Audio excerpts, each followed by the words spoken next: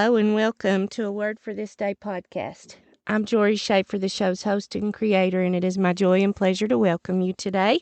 Welcome to anyone who has found us for the first time. It's no accident that you're here today, friend, so please don't run off quite yet. Please stick around for a bit and let's see what the Lord has for us today.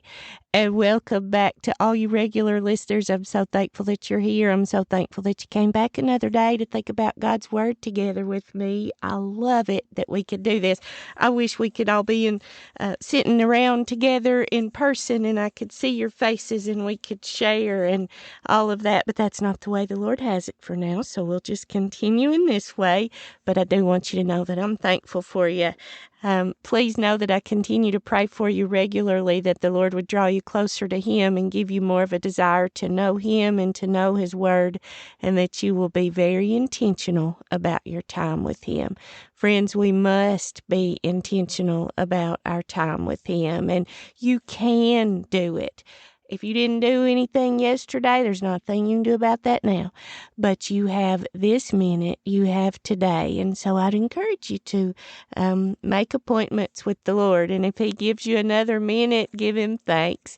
But have a Bible study plan that you're doing, whether it's working on, and maybe a combination of all these, working on a Bible reading plan, a Bible listening plan, a small group Bible study or Sunday school lesson that you work on through the week, have a Bible memory verse, have God-honoring worship music that you're listening to, just ways that you can focus your hearts and minds back on Him, because it does make a huge difference. And I'm here to encourage you. I need that same encouragement. This world is full of distractions, and so we must encourage one another as long as it is called today, as we read in Hebrews. And so please do consider sharing this podcast with your friends, family, neighbors, strangers, just anyone you think may receive a blessing from it. And know that I love to hear from you. I love to hear what God's doing in your life as you're spending more time with Him. Well, our verse for the day, for this 20th day of June 2025, comes from that Old Testament history book of Joshua. Joshua chapter 6, verse 20, and it reads as follows from the Legacy Standard Bible. So the people shouted, and the priests blew their trumpets, and when the people heard the sound of the trumpet, the people shouted with a great shout, and the wall fell down beneath itself, so that the people went up into the city, every man straight ahead, and they took the city. Oh, friends, I love this story of Joshua and the wall of Jericho. And so we're going to park here today. And I just want to remind you, we're going to say it here at the beginning, and then Lord willing, we'll say it as we go through, that the reason that the people were victorious is because they did things exactly the way that God told them to.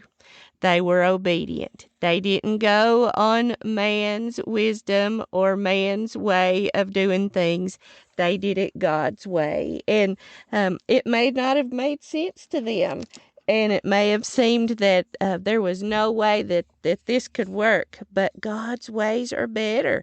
He knows. He sees. He's got the whole picture, all the things that we can't see. And so it's just a reminder to trust Him at all times and in all ways. And so I just love it. I love when we get to be reminded of these things and the way that the Lord works.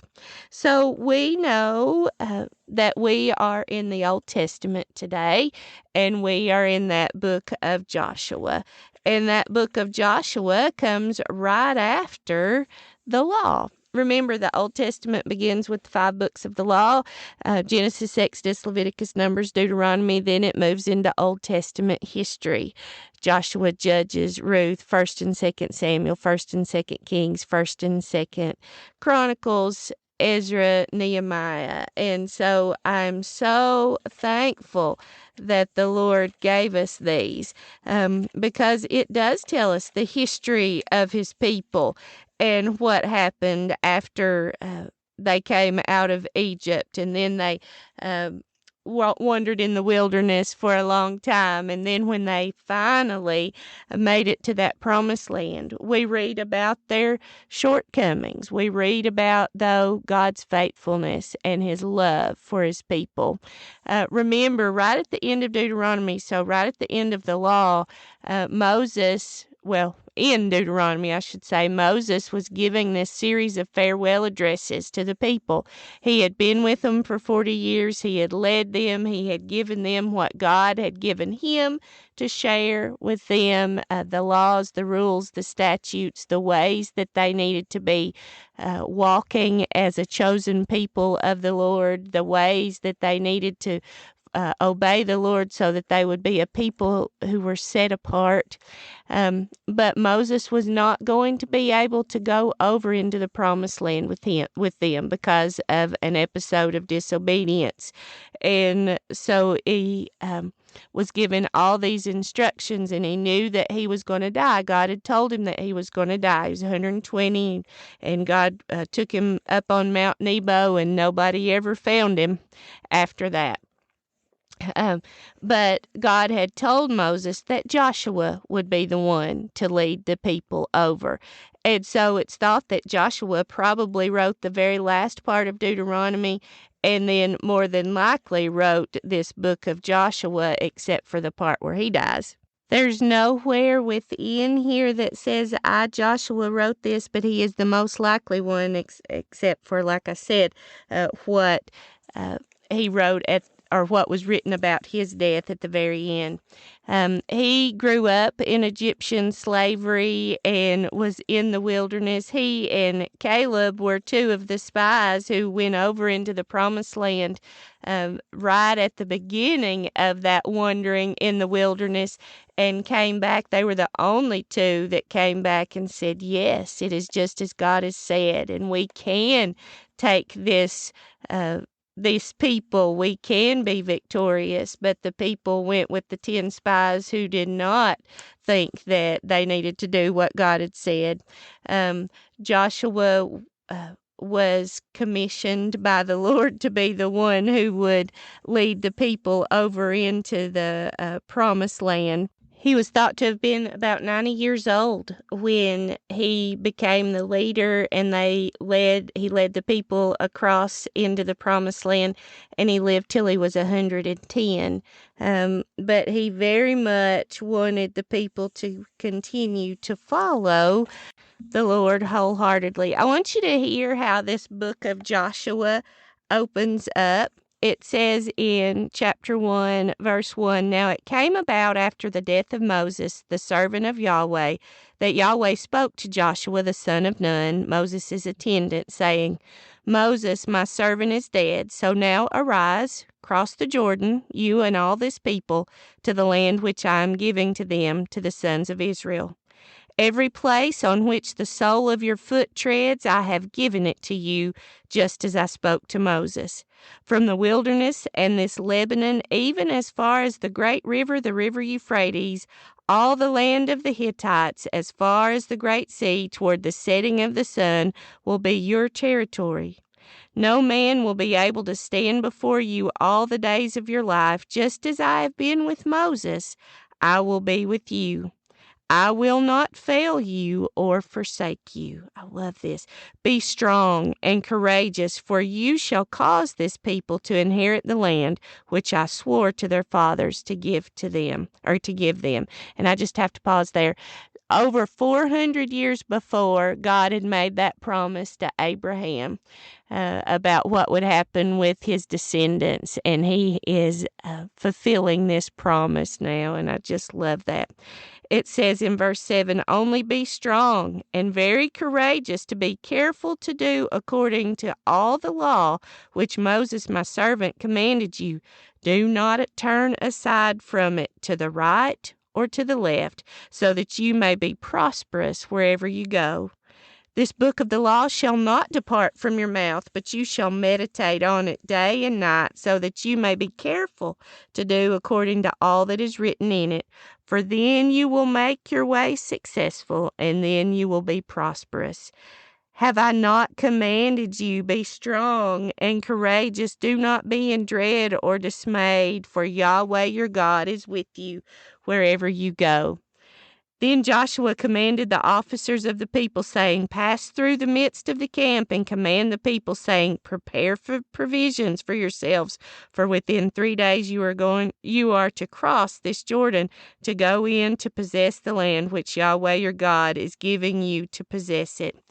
I just love that. He picked right up and became the leader. And think about the times that God at the very beginning, when God was telling Joshua to do this, that he told him to be strong and courageous and to follow that law wholeheartedly, to let it be on his mind always, to meditate on it and to be careful not to turn to the right or the left. That would be so important. And that was continuing that message that God had given Moses to give to the people.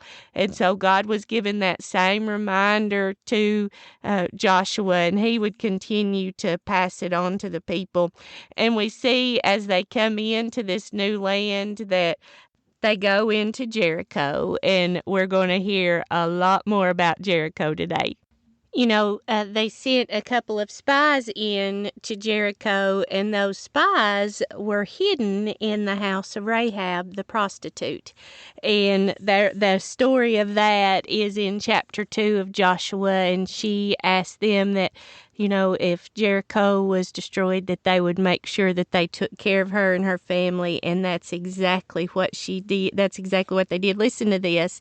In chapter 2 of Joshua, verse 8, it says, Now before they lay down, she came up to them on the roof and said to the men, I know that Yahweh has given you the land, and that the terror of you has fallen on us, and that all the inhabitants of the land have melted away before you.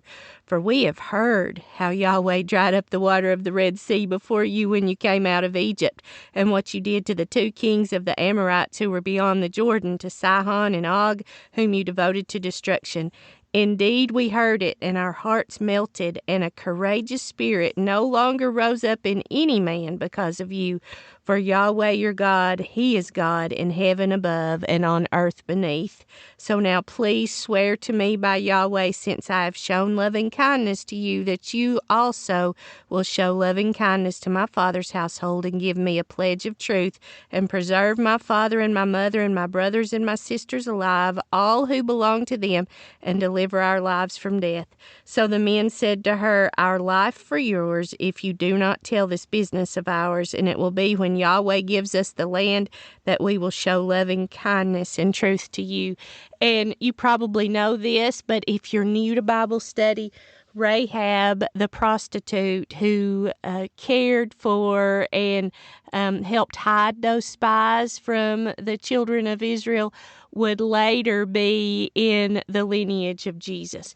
God used her in a mighty way because she believed God. She trusted. She believed what she'd heard, and I just love that. And then we see in chapters 3 and 4 that that nation of Israel crosses over the Jordan, and much like when they crossed the Red Sea and they crossed on dry land, that happened again here too. And it seems that God used that to show the Israelites that Joshua was now, in fact, their leader, who had been commissioned by God, that God's favor rested on him as their leader, and God used that in a mighty way. But think about also the way that these who had, remember, grown up in the wilderness or were born in the wilderness, because all the other ones who had come out of Egypt 40 years before, the ones who had grumbled against the Lord, any of those who were over 20 who had grumbled against the Lord died in the wilderness. So you've got this younger group, and God showed them that same deliverance, how they were able to cross over the Jordan on dry land. And I think it's no accident that He did that for them with Joshua as the leader. But anyway, this is what has just happened. And then we see that they're getting ready to go in and take over Jericho. And I want to read to you what God's plan is. And I just love it because it's not the way that we humans would have done it. We probably would have thought of a different way, but God's ways are not our ways. His thoughts are much higher. His ways are much higher. And I love what we see here. So listen to this. In chapter 6, verse 1, it says, Now Jericho was tightly shut up because of the sons of Israel. So just like Rahab had said, Jericho was worried. They had heard about how how this Yahweh, the God of the Israelites, had taken care of his people and had gone before them and had fought for them. And he was the one true living God. They had heard about this. And it says, Jericho was tightly shut up because of the sons of Israel. No one went out and no one came in. And Yahweh said to Joshua, See, I have given Jericho into your hand with its king and the valiant warriors. And you shall march around the city, all the men of war, circling the city once. You shall do so for 6 days. So they were to march around the circumference of the city one time a day for 6 days in a row. It says, Also 7 priests shall carry 7 trumpets of ram's horns before the ark. Then on the 7th day you shall march around the city 7 times, and the priests shall blow the trumpets. And it will be that when they make a long blast with the ram's horn, and when you hear the sound of the trumpet, all the people shall shout with a great shout, and the wall of the city will fall down beneath itself, and the people will go up, every man straight ahead. So Joshua the son of Nun called the priests and said to them, Carry the ark of the covenant, and let 7 priests carry 7 trumpets of ram's horns before the ark of Yahweh. Then he said to the people, Go forward and march around the city, and let the armed men go on before the ark of Yahweh. And so it happened that when Joshua had spoken to the people, the 7 priests carrying the 7 trumpets of ram's horns before Yahweh passed on forward and blew the trumpets, and the ark of the covenant of Yahweh came after them. And the armed men went before the priests who blew the trumpets, and the rear guard came after the ark while they continued to blow the trumpets. But Joshua commanded the people, saying, You shall not shout, nor let your voice be heard, nor let a word proceed out of your mouth until the day I tell you shout. Then you shall shout. So he had the ark of Yahweh taken around the city, circling it once. Then they came into the camp and spent the night in the camp. Then Joshua rose early in the morning, and the priests carried the ark of Yahweh, and the 7 priests carrying the 7 trumpets of ram's horns before the ark of Yahweh went on continually and blew the trumpets. And the armed men went before them, and the rear guard came after the ark of Yahweh, and they continued to blow the trumpets. Thus the 2nd day they marched around the city once and returned to the camp. They did so for 6 days. Then it happened, on the 7th day, they rose early at the breaking of dawn and marched around the city in the same manner 7 times. Only that day they marched around the city 7 times. Now it happened that on the 7th time, the priests blew the trumpets, and Joshua said to the people, Shout, for Yahweh has given you the city, and the city shall be devoted to destruction. It and all that is in it belongs to Yahweh. Only Rahab the harlot and all who are with her in the house shall live, because she hid the messengers whom we sent. But as for you, only keep yourselves from the things devoted to destruction, lest as you are devoting them to destruction, you also take some of the things devoted to destruction and make the camp of Israel devoted to destruction and bring trouble on it. But all the silver and gold and articles of bronze and iron are holy to Yahweh. They shall go into the treasury of Yahweh. And then here's our verse. So the people shouted, and the priests blew the trumpets. And when the people heard the sound of the trumpet, the people shouted with a great shout, and the wall fell down beneath itself, so that the people went up into the city, every man straight ahead, and they took the city. You know, this is such a wonderful story, an account about how when the people obeyed the Lord and did things the way He laid it out and didn't try it didn't try to do things in the worldly wisdom or the trying to say we're going to do this in the military way of the day, and they listened to God and they trusted God, how He gave them that city into their hand. And then He told them what to do once they got there, that they were to devote it to destruction, and they weren't supposed to take the things that were devoted to destruction. There were some things that they could take and some things that they could do, but they needed to continue to obey Him even in the smallest details. And some people, when that rebellious fleshly part of us raises up, would say, well, that doesn't make sense. Why did Yahweh, God the Father, have them to march around there 6 times, and then on the 7th day, 7 times, and at that last time shout and all this sort of stuff? It, I truly believe, is to be obedient. He wanted them to be obedient. Can you imagine that 3rd or 4th or 5th or 6th time, or even the 6th time around on that 7th day? I mean, for those who were not trusting God fully, I can imagine that there may have been grumbling there, but God had allowed them to see Him work again by allowing them to cross the Jordan on dry land. And so I really am hoping and suspect that they trusted and believed, and that's why God gave the victory, because they did exactly what He said. The people shouted, the priests blew the trumpets, and when the people heard the sound of the trumpet, the people shouted with a great shout, and the wall fell down beneath itself. And that happens in our lives when we trust God completely.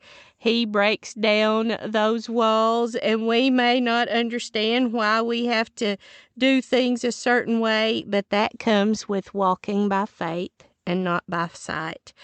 How can we know what He wants us to do? Sometimes I've said, I wish the Lord would write it on a Post-it note or send me an email, but He did something even better than that, friends. He's given us His Word.